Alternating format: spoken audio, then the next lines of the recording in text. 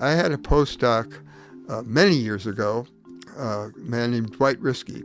And Dwight had a PhD in psychology and came here from California. And I remember sitting in my apartment trying to convince him to come, and finally did. And he came out here. He had 3 kids at the time. And he paid the same thing I was, which meant that he was having to stay with his in-laws here. One of the things we decided we would do is to look at this idea, which was of great interest to me personally, and that is, why do we like salt so much? And there was even back at the time that we were working here, there was concern that salt was causing hypertension, that we should lower our salt intake. So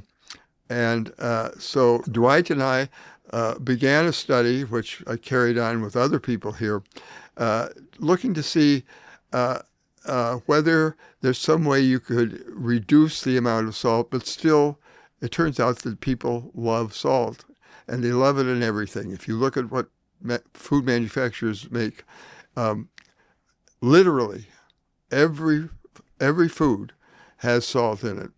And we consume, there's no doubt, more than we need. But it is remarkably effective at making things taste better. And we studied that a little bit and demonstrated, for example, that salt, if you use it in foods, tends to block the taste of things that were bad tasting in the foods, bitter things. And it's a very, very potent bitter blocker. And as a consequence, I think that's one of the reasons it's in all kinds of foods. The research, though, that we then tried to do was to see if we could lower the liking for salt by putting people on low-sodium diets. And that's what we did.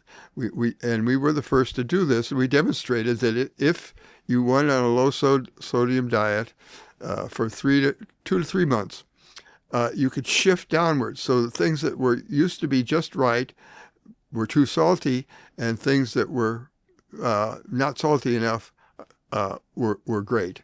And it turned out that somebody else had discovered this before, or at least had reported it before. And that was Jonathan Swift in Gulliver's Travels. 200 years earlier, when Gulliver went to a country that had low salt, he couldn't stand the food. It tasted like cardboard. After a while, though, he came to, it was okay, and then it was pretty good.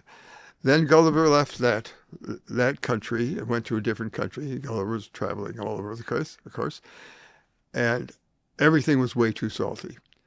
And so we proved this scientifically, and that observation has underlied all the CDC and health organizations all over the world getting industry to gradually reduce the amount of salt in manufactured foods. They spent billions of dollars trying to do this, figuring out ways to do it, to try to reduce population's use of salt. I mean, literally, we can take a little bit of credit for being a part of the stimulation, which in some countries, not so much in the U.S., but in some countries in Europe in particular, where they have more control over the food, have reduced hypertension significantly and have saved at least hundreds of thousands and maybe millions of lives.